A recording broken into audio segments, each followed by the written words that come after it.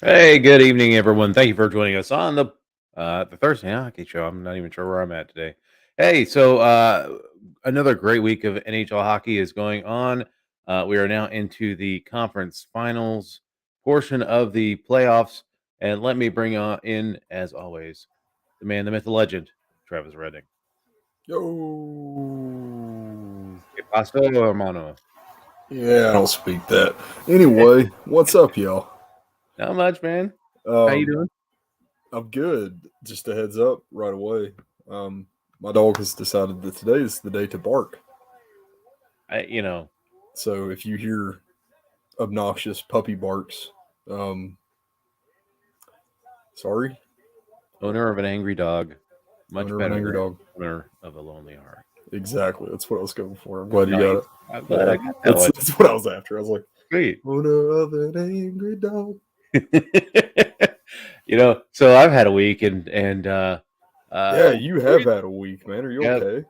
yeah, no, I'm good, man. But so I did learn something this week, and that is um If you you fart can in your post hand, it will not catch on fire. you can post um threats to schools and nothing happens to you. I mean, you can go through with it too. Law enforcement doesn't monitor that, but you post that someone should get silly stringed, that is a high offense. That sounds like a hate crime. Yeah. Yeah. So I I'm don't I'm think I'm allowed to talk to you anymore. I am the Osama bin Stringen of terrorism. Apparently, so my Facebook page, my main Facebook page, Dave Valente, which links to all of my other Facebook pages, like the Thursday Night Hockey Show page and all that good stuff, is locked up for the next 30 days. So I'm in Zuckerberg Federal Penitentiary. But I did. Completely your fault. It is completely my fault. So I do have a sock account. I'm freely admit that. I'll probably get shut down after this show, but it's Sil E String is my uh, Facebook sock account. Can If you you, hear that? yeah, I do hear that. That's cool. Sorry. It's a dog. It's doing dog things. He's a little under a year old. And he's clingy, man. Yeah, So, we're working on it, but yeah. it's a process. Just meow at him. Oh, he loves that. So, weird thing about him, he loves motorcycles. Nice. He gets excited whenever he hears a motorcycle drive by and he jumps up and down and then he rolls over on his back and That's he just cool. looks happy. Yeah, he does that golden retriever smile. You know what I'm talking Nice. about? Yeah. That's my boy. Yeah. So yeah, I mean, you've got a bike, or you're in the middle of building one, right? I'm in the middle of building another one. Another one. So you So got one. yeah, so this one is 20 some years of Harley Davidson. Everything from 1939 to 2011. Wow. It's a lot. Yeah, I have literal blood invested in this bike. Nice. That's excellent, man. How long do you have till you're done building it? I might get to ride it once before I leave. Okay. Um, so we'll see. All right. Well, hopefully you get a good ride out of it. Yeah, the Yeah. bars don't come off. And, yeah. Shit. I mean, I'm the one that built it, so Yeah. Only if one to something's blame is gonna go yourself. wrong, it's probably gonna be my fault. I got a There new you go. tattoo. I got Yeah, I saw the Yosemite Sam tattoo. yeah, Very I got nice. Yosemite Sam now. And you're getting it colored in. Yeah. Yeah. When are you going to do that? Probably before I leave. All right. Yeah. Cool. Yeah. One of my best friends is getting deployed at the same time as I'm going over. Okay. So I told him that I have to save all of this, so in case he dies, I can get a nice memorial tattoo. And he's like, "That's messed up, man. You can't say stuff like that. Like, you don't have any tattoos. I can be your first one. Wow. Yeah, we'll split it even, There you go. even odds." So we are into the conference finals. Yes. One game has been played in each of the conference finals, and we'll get into each of those series. But some NHL news going on this week, and I mean, I've heard it before, and I kind of pay attention to the NHL draft, but today, I guess it's day 4 of the NHL draft combine. Why isn't this kind of a bigger thing for the NHL? Because hockey is like the most interesting sport in the manner that um, you can be the absolute best prospect, period, Mhm. and be absolutely terrible in the NHL, especially where we have so many guys that are coming from like European ice, European play styles, Yeah. different penalties and different lengths of ice. And it's just, I don't know, man. The game changes. I guess the same thing could be said about the NFL to some degree.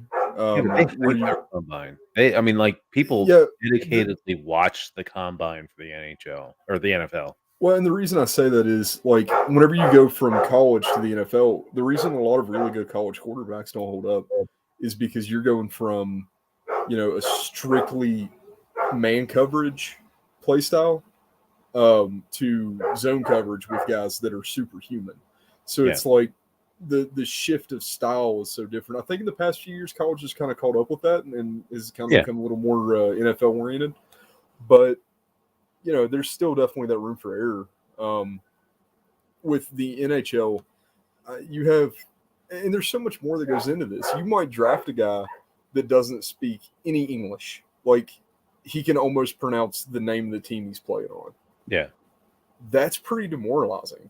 If you move to a different country and you don't speak the language at all and you're expected to perform in front of tens of thousands of people a night and know that there's a million people watching you on TV and your family's in a different time zone and like it's just Yeah. it's a lot. So there's a lot of failures that come out of the first 2 rounds of the NHL draft. I mean, I can name probably as many failures from the 90s as successes that Oh, yeah. were You first round think draft picks. Patrick Stefan, Alexander Daig, um, Daigle. Daigle. Daigle's a Yeah. huge one. Daigle Yeah. sucks. Just awful. Yeah. Patrick Even really Lindros. Yeah, Lindros was a bust when you compare, and it wasn't totally his fault. I mean, he got concussions, and once you start getting concussions, it just piles up. But what Philadelphia ended up paying for Eric Lindros and what it ended up giving to Quebec and eventually Yeah. Colorado was definitely not worth it. Not worth Yeah. it And I at mean, all. you have situations today like Eichel. Yeah. You look at how much just went wrong in Eichel's career as a number 2 overall. Like, that's pretty wild, dude. Nolan Patrick. Oh yeah. That's another one. I mean, if you watch the combine, Nolan Patrick right now would be an all-star captain if that's what you're going off of. Yep. He gets in the league, dumpster fire. And Now, again, it's not his fault, but it's just the NHL so unpredictable. You are not proven in this league until you are proven in this league. Yeah. Now, I think one thing that they could do, and it probably not work this year because they're going to have the World Junior Championship in the summer, but it's going to move back to the winter this next season.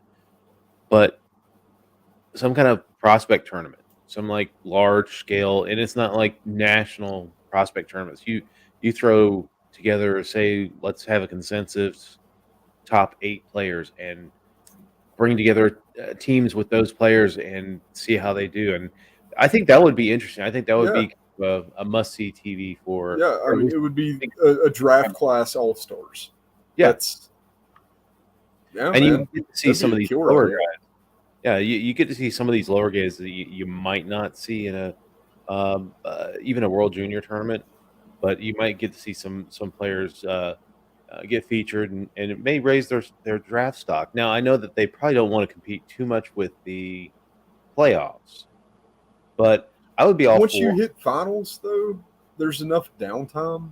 Like, if every third night was this tournament you're talking about, that would give everybody an extra night to rest. Like, yeah, I mean that could be a lot of fun. I would actually be okay with pushing the draft back like 3 weeks from the end of the regular season, so you could fit in a tournament, I and don't then know how have many the draft. people. Yeah, I don't think that people really care when the draft is, as Yeah, long as it's before the season. yeah, and then you still have enough time to get people, uh, situated to participate in a team's rookie camp or whatever.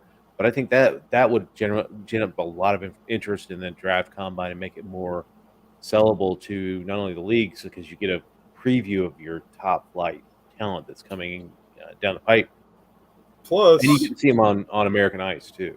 yeah, and the thing that the league would be the most excited about with that scenario, you get to sell another set of All-Star jerseys.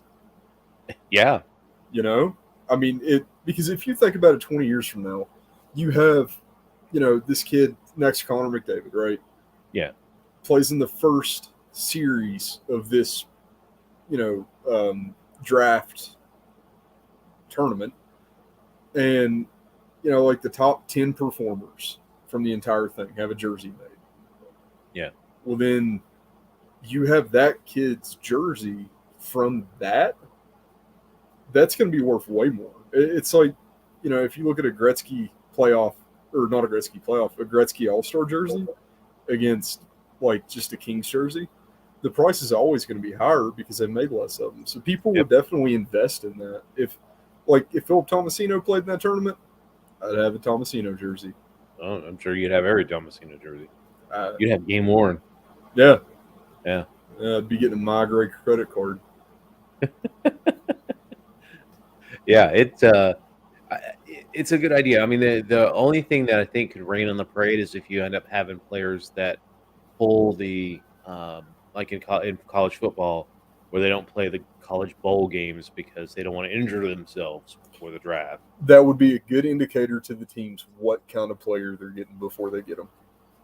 Yep, That and that's for that would me, be that would be a huge red flag. That's like a Patrick Laine not showing up for practice size red flag. yeah, exactly. Speaking of the draft, we're starting to hear that the Canadians may not be interested or may be interested in someone other than Shane Wright. Um, that's interesting, and I don't know that that's necessarily true. I think that's the Canadians signaling to other teams that they may be willing to move back for a package of picks, or a player and a pick, or whatever. Um, could it be Arizona dealing one or two of their uh, picks? They've got what, 3 first round picks, so I'm saying 2 first-round picks and Phil Kessel. Phil Kessel in Montreal. I don't know if that works. Neither did Phil Kessel in Boston. Yeah, that's true. Like, you think about Phil Kessel in Boston. Oh, Every my God. time that I'm going through cards and I find a Phil Kessel rookie card and he's wearing the old B wagon wheel, Yep. I'm like, did that actually happen? Yeah. It's weird, man. Oh, Phil Kessel. No, Yeah. Kessel's to the point right now where Bobby Orr was in '78. He's going to get dealt to somewhere that he never should have played for, like Chicago. wherever Orr, ended up in Chicago. And that's going to be his career ender because he's just not going to be able to take it. Yeah, it's kind of like when Hank Aaron went from the Atlanta Braves to the Milwaukee Brewers for a half a season, and he retired. It was, you stuck around one season too long, man.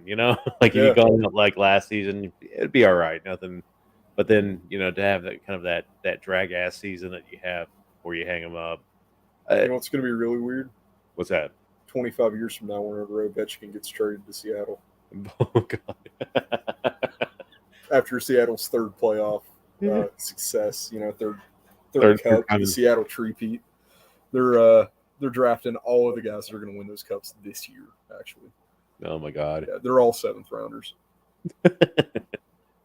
7th rounders from hockey powers like Romania and Hungary. This has been the plan all along. They knew what they wanted. They're just going for it. So, yeah. I mean, if they were gonna go off the board and not go with Shane Wright, because I mean, it seems inconceivable that they would just abandon Shane Wright. He's been the consensus number one like the last 2 seasons. Everyone's been saying Shane Wright's the gonna be the number one guy this year. Big time. But if there is, I mean, there is buzz around Uri Slafkovsky from Slovakia.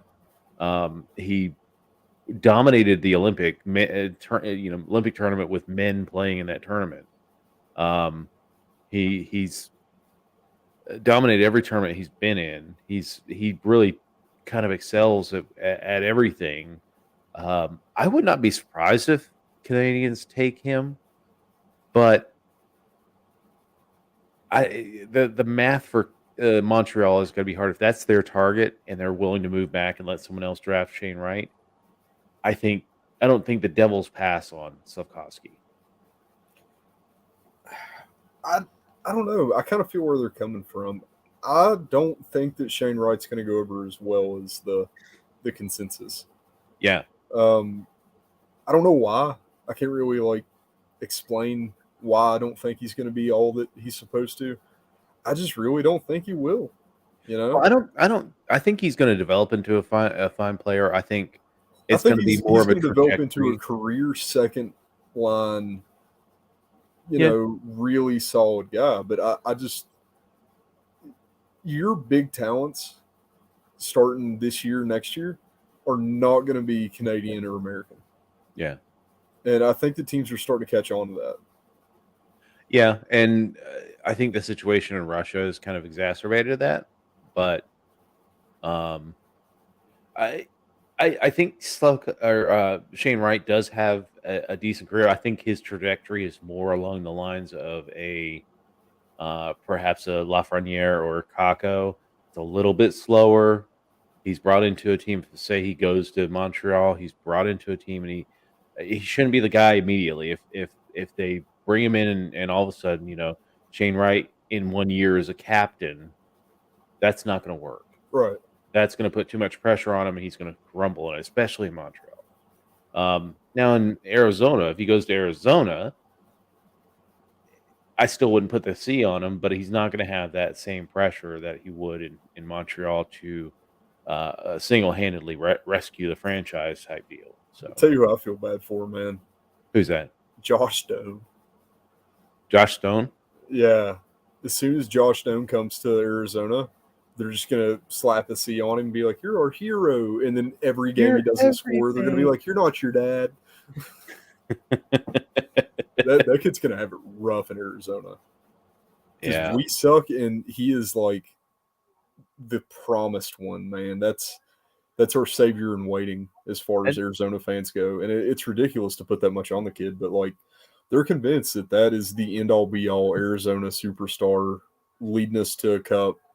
Like, yeah. I mean, it's going to be hard to say that.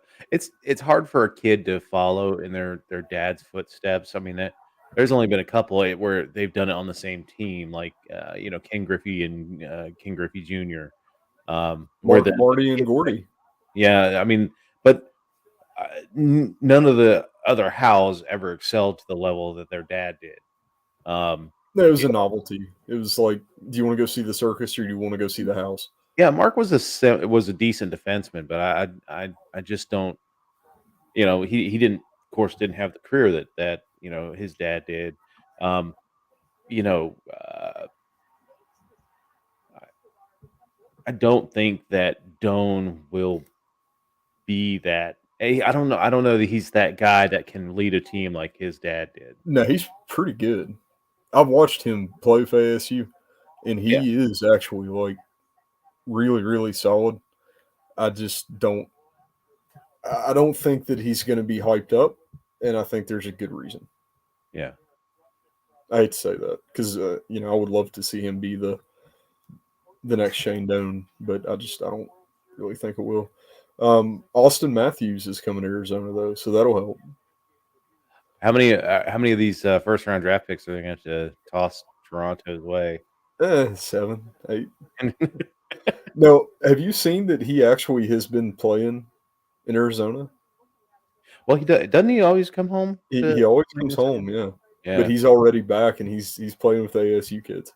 yeah. I mean, So I don't foresee. I would not be surprised to see Austin Matthews and Toronto striking a deal with Arizona. I the don't problem think right now is Arizona. we don't have anything but draft picks. You are not going to get a single thing out of Arizona that's worth $1 million a year. No, and the problem is they've retained Toronto's retained their brain trust. I don't think that they're gonna um there's no way that they'll go into rebuild mode at this point. They're committed to trying to win. Now, once those guys get fired next year when they lose in the first round again, then Hopefully, you're gonna see the fire sale, and then you're yeah. gonna see Austin Matthews go to Arizona. Um, Arizona also didn't benefit from the fact that their 2, draft picks, first all extra first round draft picks are late picks. Um, you got, Tampa's pick, and who else did you guys have a pick from? They were a division winner. Was it Colorado? Yes, I know it was an American team. Yeah, I mean, I don't both know the why I was thinking we had one of Florida's. yeah, I thought no, you had one of Tampa's. We got Florida's this year. Okay, that's what it was. Then I heard Yeah, you talking about getting Florida's pick. yeah. So, it doesn't do them any favors that those picks are now gonna be in the last 4, Yeah. last 2 actually. Still, I mean that's kind of what we need right now. We're not fast tracking to a big time rebuild, so Yeah. it makes it sting a little less. We at least need to have like an arena that we don't share with college kids Well, before. it has more than 5,000 seats. God, imagine Austin Matthews coming to Arizona while we have 5,000 seats. Yeah, see, I think that's gonna be a big thing is they're gonna have to really put a hightail on the arena construction if they're really serious about getting Austin Matthews in town. Well, and like whenever big teams come play in Arizona, you're going to be looking at $400 and $500 a piece tickets, Oh, upper yeah. bowl for When sure. Buffalo comes into town, even though, we've sucked for a long time, there's still just a ton of Buffalo fans Hmm. in the arena. Yeah, those tickets are gonna be expensive. People will probably do better to, fly to Las Vegas and watch a game Yeah, than it would be to stay in Arizona and watch a home game there at the arena. I think their pricing is dumb. It again, I think they should go with, cheap tickets for the college kids, get them addicted to hockey, build and, a base. yeah, build that base for when you build a 18,000 seat arena to house your hockey team, I and mean, then right now the Arizona concept though is you have two classes of people. You have season ticket holders and you have people from out of town. yeah, And that's the only two things they're focused on. It's like cater to the away team and cater to the people that are paying $5,000 for crappy corner seats for a season. yeah. Which have you seen Arizona season ticket prices?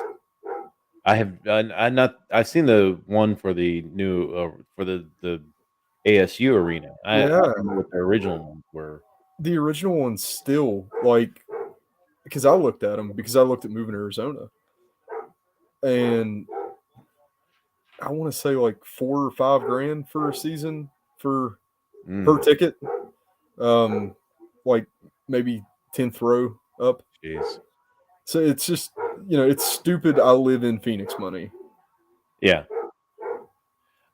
Speaking of that, I was watching the, game last night with the, Rangers and the Lightning. It's in MSG. I wa Somebody made a comment about New York Ranger fans being blue collar fans, and I'm like, "What world are you living in?" I mean, I've been to playoff games. I've been to first round playoff games, and the tickets get progressively higher the longer you stay in the playoffs.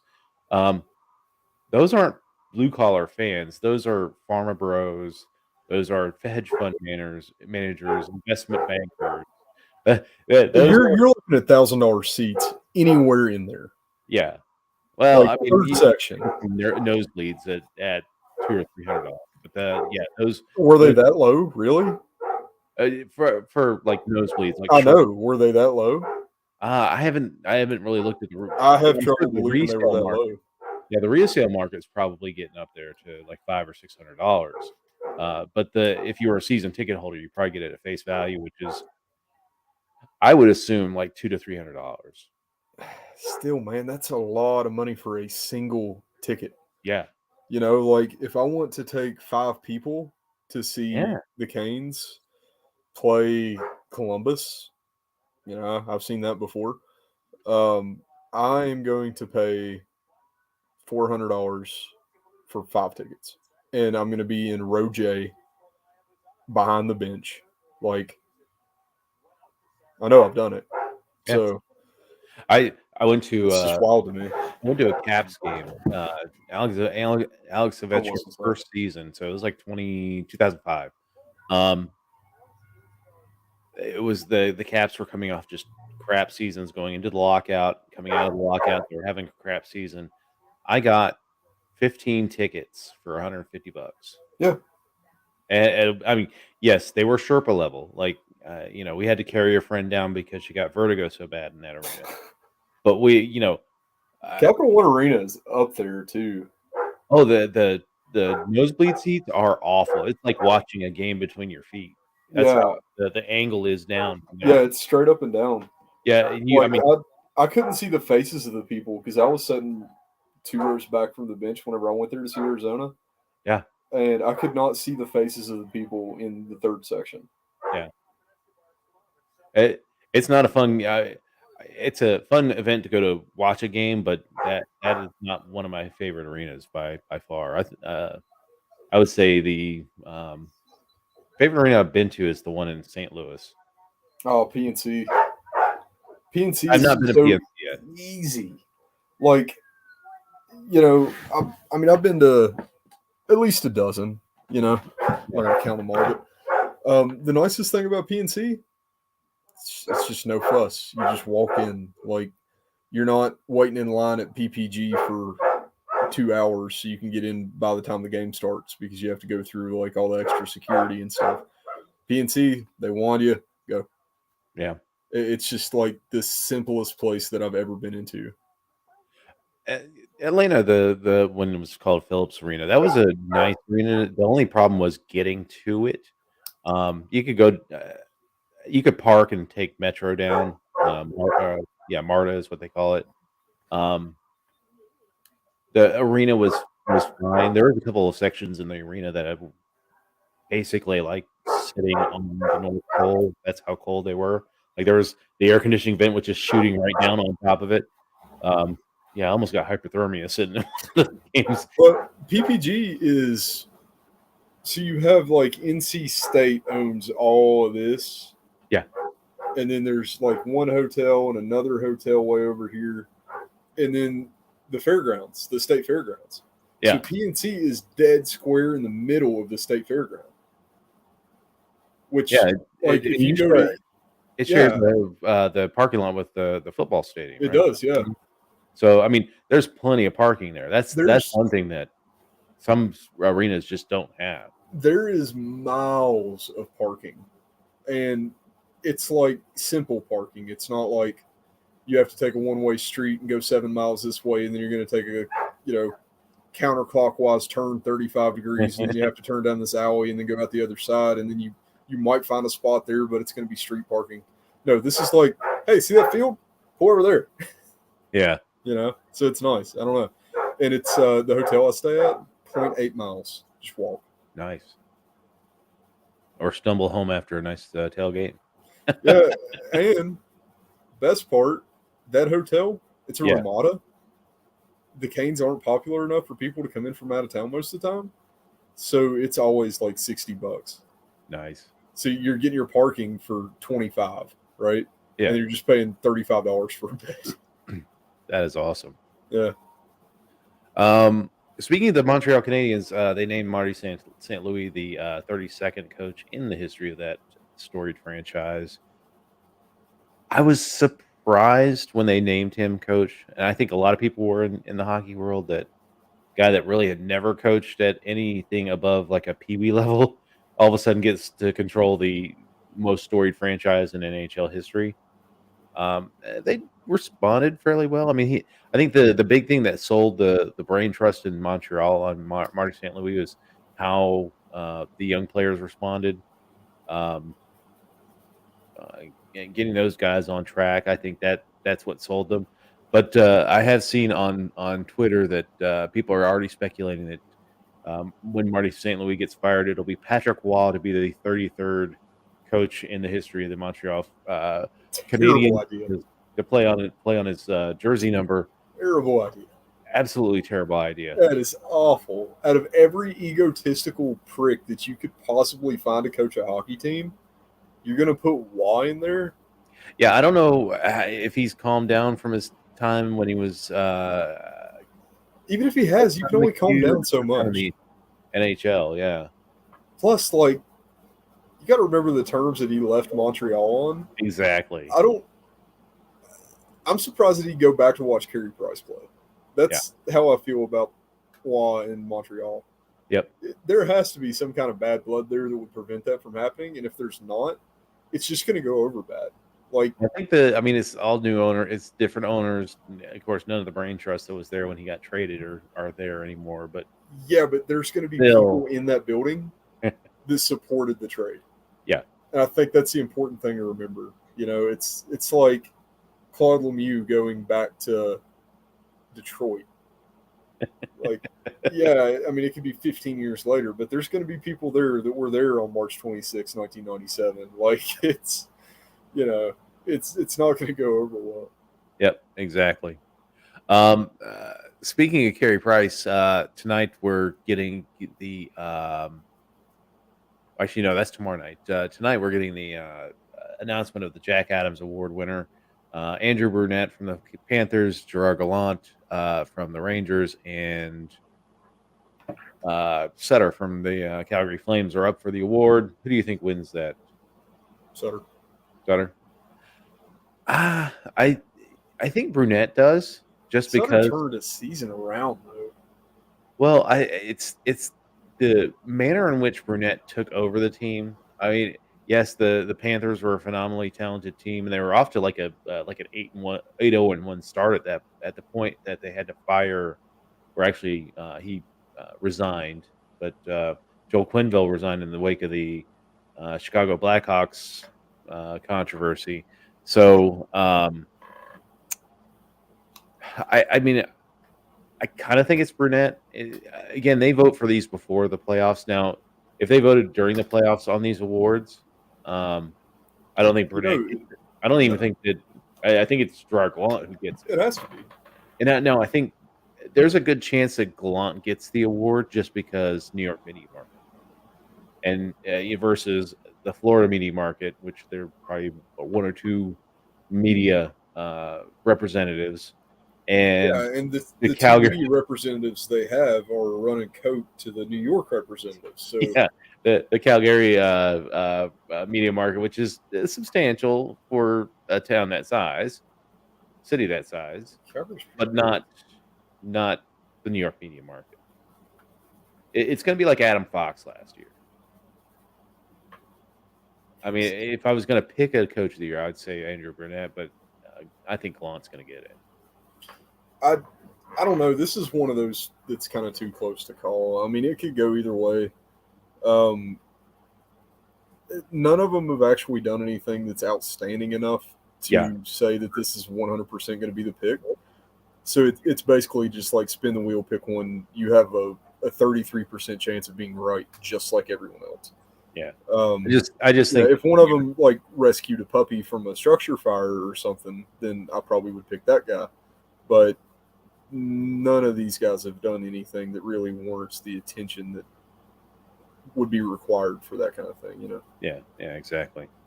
So tomorrow night it's going to be the Master Award. It's going to be, which is perseverance, dedication to the game. The nominees are Zdeno Chara, Kevin Hayes, and Carey Price. Again, there's not like you know who it's going to be. What there's one option for Zdeno or Carey. It's going to be Hayes, man. It's going to be Hayes because of Jimmy. Yeah, I mean that's pretty much the only reason that he's in the run. Tearjerker story out of the three. I mean, Carey Price has undergone some difficulties this season. He came back to play. I think if he came back to play with like a month in the season and did really well, I think perhaps he has a chance at this award. No, You they said that have to people go with Hayes because then he gets to get up on stage and say, "I'd like to don't do drugs. dedicate this to my brother. Don't do drugs. Yeah, I miss you, Jimmy." And then everybody gets to cry a little bit, and then it's just kind of back to normal. But you get the right. nice media push to kind of reignite the Jimmy Hayes thing. Yeah, You get to win a little goodwill from your local public service department that is going to make a push on that. Which, if any town in the United States needs a hand with somebody to say don't do drugs, it's Philadelphia. yeah. Kensington, dude, it's gotten so much worse. I was up there not long ago, and I mean, it is. I went to Philadelphia a few years ago, and yeah, the amount of human feces on the streets there. Have you been to Kensington? No, I would be more comfortable to walk through. I don't know, the entire Khyber Pass alone. wow. That's where it's at, man. I mean, it's bad. Um, that has to be one of the saddest things I've ever seen. And I just drove by like two of the outside streets, which were pretty tame. Yeah. Mm. Yeah, Um. So the rest of this round, we're going to be announcing most of the awards that they do. So Saturday is the Willie Reed Community Hero Award. I don't have any nominees for that one. I think that's kind of like a player per team, and Willie picks the winner, like the Mark Messier Award that happened last night, which was Anze Kopitar.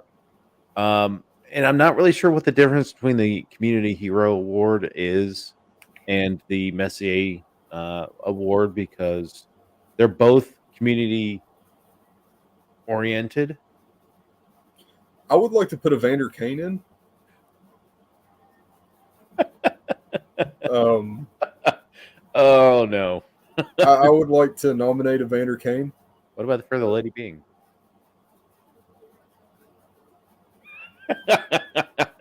You know what? Honestly, the odds of him getting nominated for the Lady Bing are probably about as high as him getting nominated for the Vesna. So Yeah, that's true. Uh, so Sunday is the Selkie Award, Monday is the Lady Bing, and Tuesday is the King Clancy, which is given to uh, goaltending group that has the lowest goals against average. I don't remember who won that, but that's already known. Um, and then on June 21st, the Big Five, Calder Memorial, which is for Rookie of the Year, Hart Memorial, which is MVP, is chosen by the media, James Norris Memorial Trophy, which is the defenseman, the Ted Lindsay Award, which is the players MVP, and the Vezina Trophy for top goaltender. So and then there's one, I think July 7th, which is the Jim Gregory NGM of the Year Award, which is I think second or third year that they're handing that out. The other piece of news is the Caps lost assistant coach Scott Arniel to Winnipeg. The interesting thing about this is that he did not get a head coaching gig. yeah, He's and the actually first doing thing a that he lot of. said after this was that he hates Tom Wilson. Well, there you go. Uh, He can let loose now. Um, but yeah, he's so this is he was kind of like a favorite son of Barry Trotz when he was the coach of the Capitals. He stayed behind after Trotz left, and so this is kind of a clear indication that Barry Trotz is going to end up getting pegged. Going to the Ohio of Canada. There you go. Yes, sir. So that's a good fit, though. I think with Barry Trotz and where Winnipeg needs to be the next few seasons, as far as uh, you got a great goaltender, you just need to shut it down. All time greatest fit ever. Period. Yeah. Indisputably. You know what I'm going to say. The Torts. one man that has an attitude to match a city. You know what? Honestly, I think that if Torts ends up in Philly, I'm going to end up a Phillies fan. I tell you But what, man, I think at some point somebody, either Torts is going to break a beer bottle over someone's head, or someone's going to break a beer bottle over his head. yeah, both. Why And not both? yeah. You know, soft shell and hard shell, man. Let's get it on. That guy Yeah, is nuts, and I love him. And Philly is nuts, and I don't know how I feel about them. But if Tortorella was there, I'd know how I'd feel about him. So I'm just gonna keep hoping I that think this just happens. the war between Philadelphia media and Torts will be entertaining enough. Yeah, because one interesting thing about Philly, like I catch a lot of Philly local stuff. Hmm. Um, for some reason, I guess they think there's Flyers fans here, which is kind of weird. But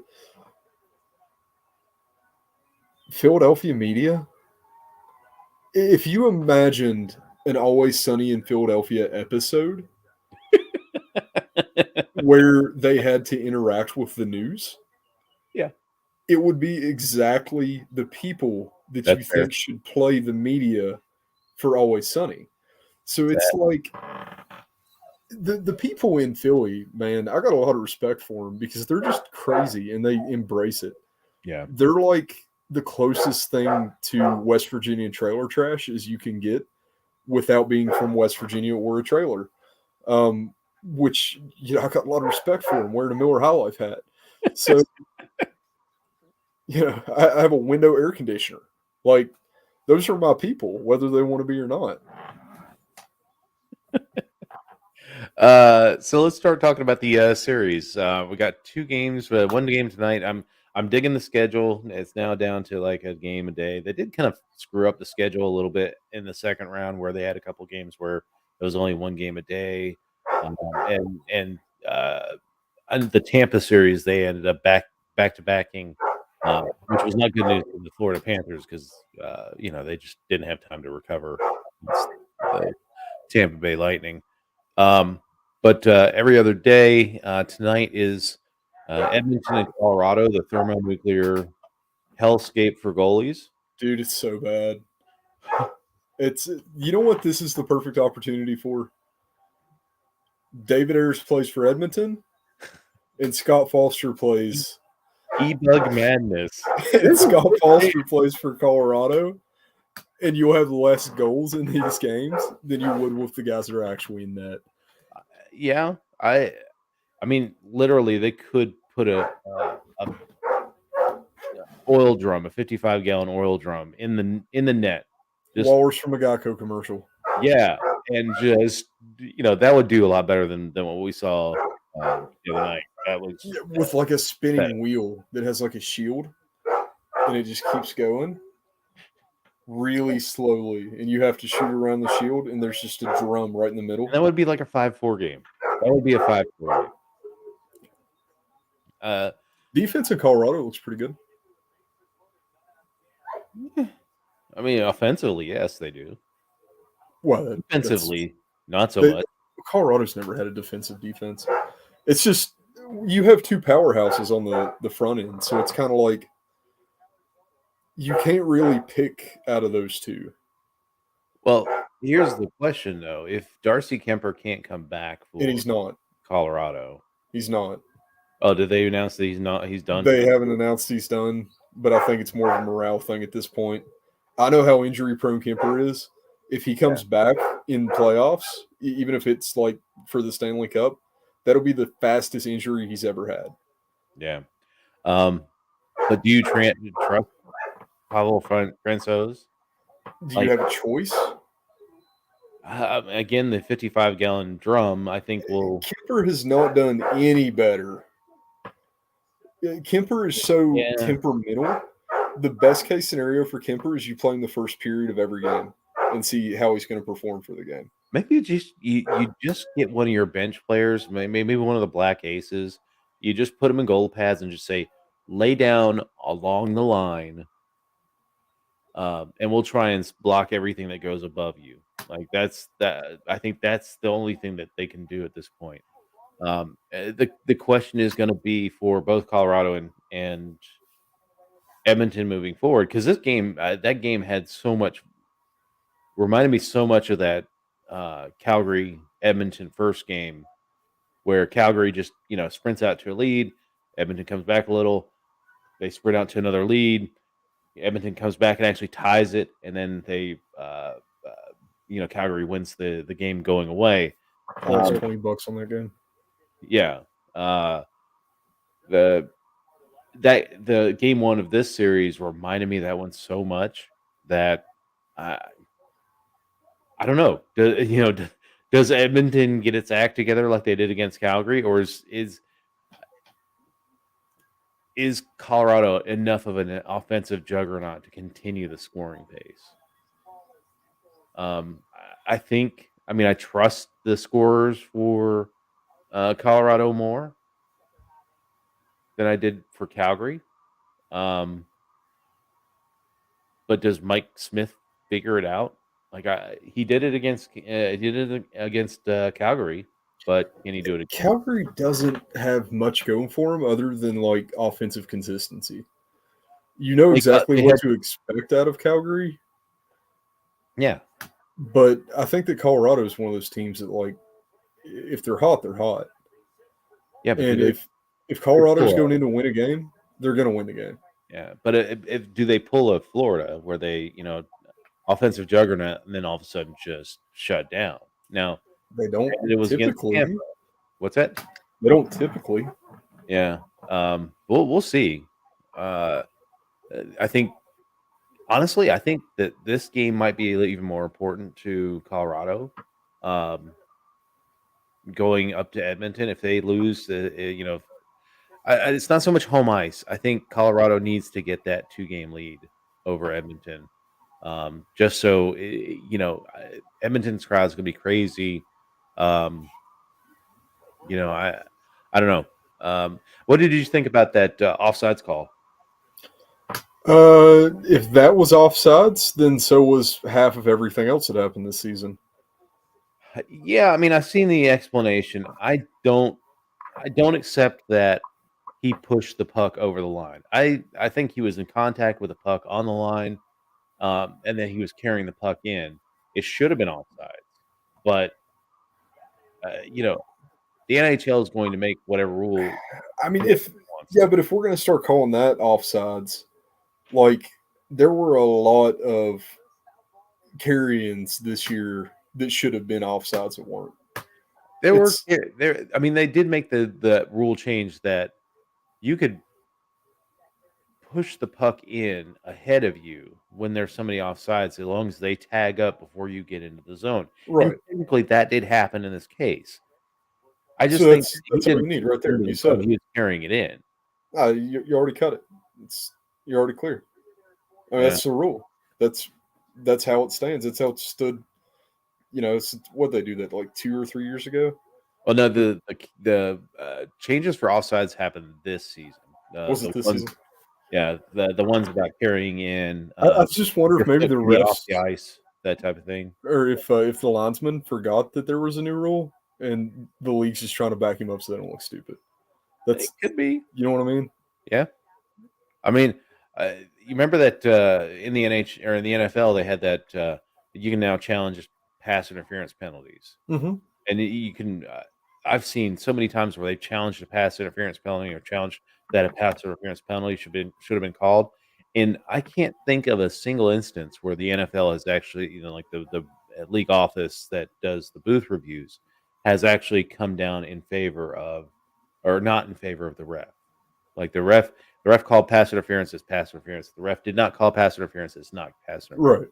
They don't go against their referees. So I mean, that could be a thing. Now, of course, they have qualified immunity. Yeah, all of Canada is up in arms about this. I saw several things talking about Gary Bettman has it in for Canada. Which is the weirdest thing to say about the commissioner of the National Hockey League. It is, but there were like one of the things I saw was this video of Gary Bettman joined the NHL right after the Montreal Canadiens won the Stanley Cup in 1993, and Canada hasn't won a Stanley Cup since. Coincidence? Yeah, well, it's like, have you seen all this stuff? Is the National Hockey League rigged for Connor McDavid? Yeah, I've seen that too. It's like, have you seen this guy wall people? If he needs anything in this world, it's probably a beer. He doesn't need the league to rig it. He rigs it himself. Yeah, that's what he does. He's McJesus. Yeah, he's got the cheat code. The other series, Rangers and Lightning, that was a surprising game last night. But I think not as surprising because I didn't I didn't expect Tampa to be sharp. They got the sweep.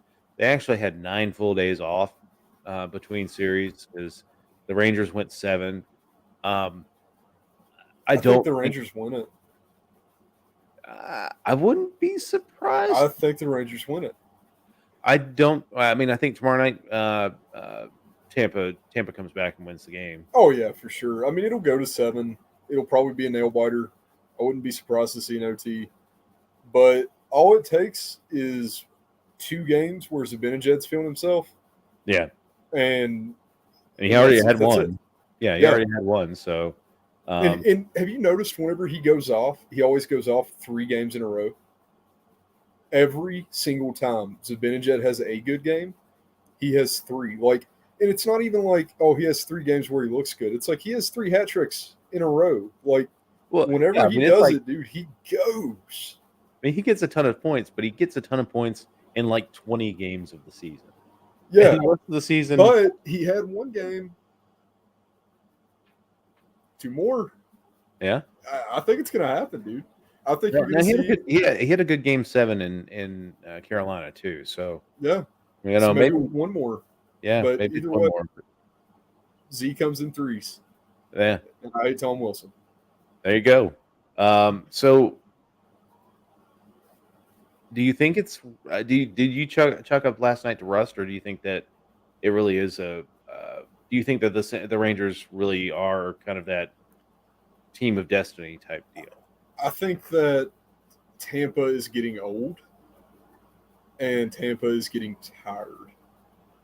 Um, Yeah. it's like they're kind of to that point. Vasilevsky's going to be a brick wall until he's dead and they bury him under one.